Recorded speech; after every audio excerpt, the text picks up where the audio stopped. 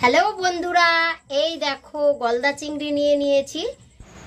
আজ দেখাবো কিভাবে সহজে গলদা চিংড়ি মাছ কেটে ধুয়ে পরিষ্কার করে নিয়ে মনের ইচ্ছা মতো রেসিপি তৈরি করতে পারো। তো সম্পূর্ণ ভিডিওটা দেখতে থাকো, আশা করি তোমাদের ভীষণ ভালো লাগবে। এখন আমি গলদা চিংড়ি মাছগুলো কেটে নেব। দেখো, প্রথমে এই দাঁড়াটা ফেলে দিয়েছি, মাথার দিকে একটুখানি কেটে নেব, ছোট ছোট পা সব কেটে নেব।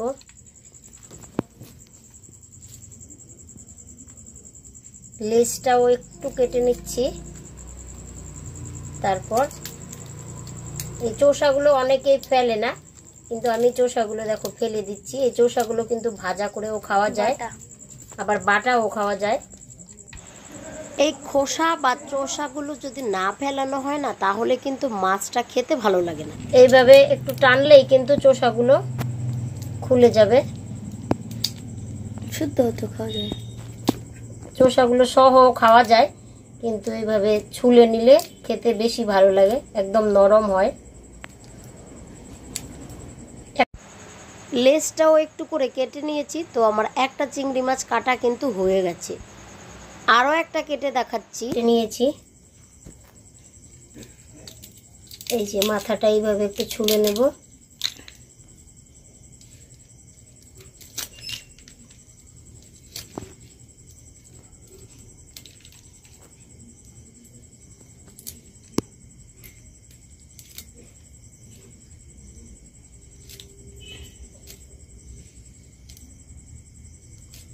লেজটাও একটু করে কেটে নেব।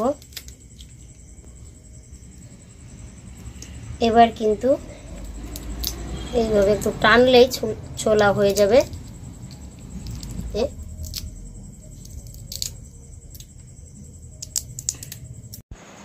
আরো একটা কাটা হয়ে গেল, আরো একটা কেটে দেখাচ্ছি।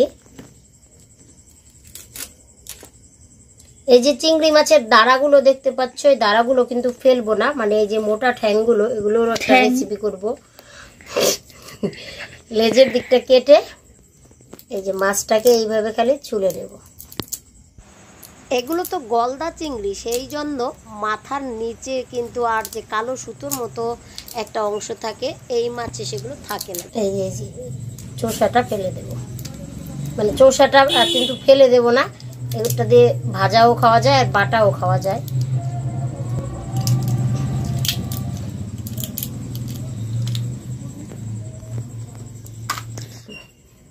আবার চাইলে এইভাবেও কাটতে পারো। এই যে দাঁড়ার দিকটা ফেলে শুধু পাটাগুলো ফেলে ব্যাস লেজটা রেখে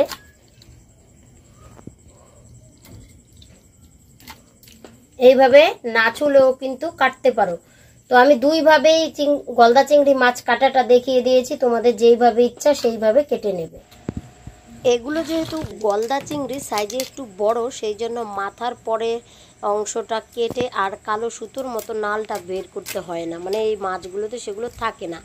আর গলদা চিংড়ির থেকে সাইজের ছোট মাছের মাথার নিচের অংশটা কেটে কিন্তু একটা কালো সুতোর মতো বের করতে হয়, ওটা আসলে কাদা।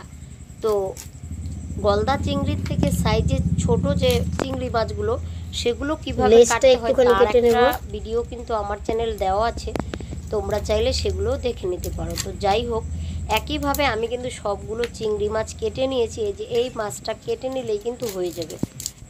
চিংড়ি মাছের সবচেয়ে সেরা রেসিপি হলো মালাইকারি। তো এই চিংড়ি মাছের মালাইকারি দুই রকম পদ্ধতিতে কিভাবে তৈরি করা যায় তার ভিডিও কিন্তু আমার চ্যানেলে দেওয়া আছে। নিয়েছি, তো সবগুলো মাছ কিন্তু আমার কাটা হয়ে গেল। দেখো কাটার পরে কিরকম লাগছে। দেখো লম্বা লম্বা চিংড়ি মাছের পা বা চিংড়ি মাছের দাঁড়াগুলো, এগুলোও ফেলবো না। আর এই যে দেখো এগুলোও ফেলবো না, এগুলো দিয়ে বাটা করব আর এই দাঁড়াগুলো দিয়ে ভাজা করব পরের ভিডিওতে।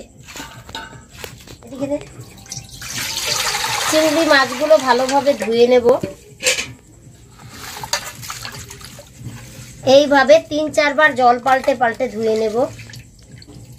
চিংড়ি মাছগুলো কাটার আগেও কিন্তু আমি ধুয়ে নিয়েছিলাম 2 বার। গুলো আমি কিন্তু 5-6 বার জল পাল্টে পাল্টে ধুয়ে নিয়েছি। গামলাতে আগে জল ঢেলেছি, তারপরে কিন্তু চিংড়ি মাছগুলো দিয়েছি। কল চেপে সরাসরি চিংড়ি মাছে জল ফেলে ধোয়া যাবে না, তাহলে চিংড়ি মাছগুলো কিন্তু খুলে খুলে যাবে। সেই জন্য আমি আগে জল চেপে গামলায় দিয়ে তারপর কিন্তু ধুয়ে নিয়েছি।